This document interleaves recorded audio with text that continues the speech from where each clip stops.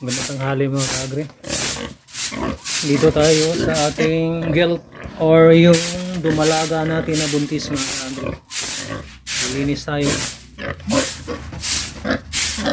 Paliguan natin to kasi buntis to mga kaagri. Sa February to mga anak. Yan o.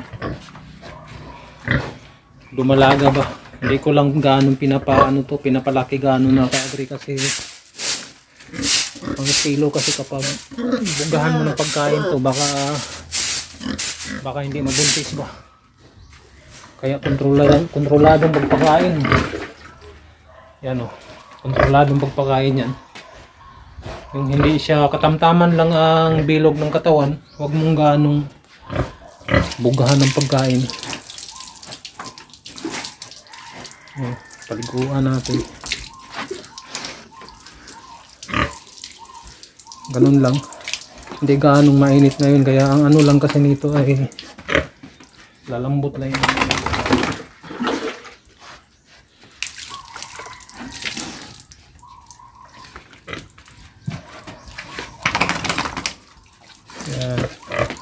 Style kapag nagliligo ka, kapag iwasan yung mapupuno yung tangki mo, palambutin muna yung dumi. Ganyan ang estilo ko mga kaagri. Iwas tipid sa tubig rin. Diskarte lang to sa pagpaligo ng baboy. Yan. Kapag mga ganyan, lalambot na yung dumi niyan. Balikan mo mamaya. Mga ganyan mga kaagri. Balikan mo mamaya kapag palambutin mo muna. Estilo yan mga kaagri. Para yung, halimbawa yung tangki mo, hindi ganong mapuno. Hirap yung grape dito sa amin. Tubig. Ganun lang. Maya. Pwede rin anuhin mo lang. Hindi ko kasi ganun pinaligan kasi medyo hindi ganong mainit ngayon mga kaagri.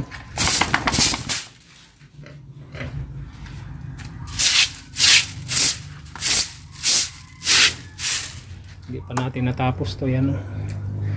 Paikot itong inanuhan natin tinataniman lahat natin to ng dragon fruit. Sa dulo ng yan mga kaagri. Yan o. Yan. Ang taas nito, ang lapad rin. Ang dragon fruit natin o. Yan. Tinaniman ko ng malunggay.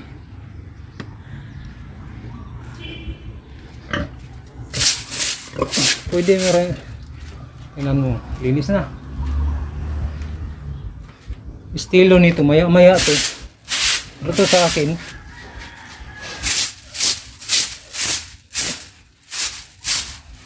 Yan.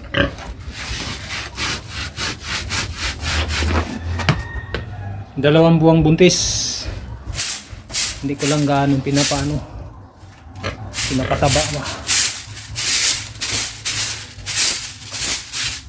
Maglilinis pa ako ng kulungan ng rabbit ngayon mga kaagri.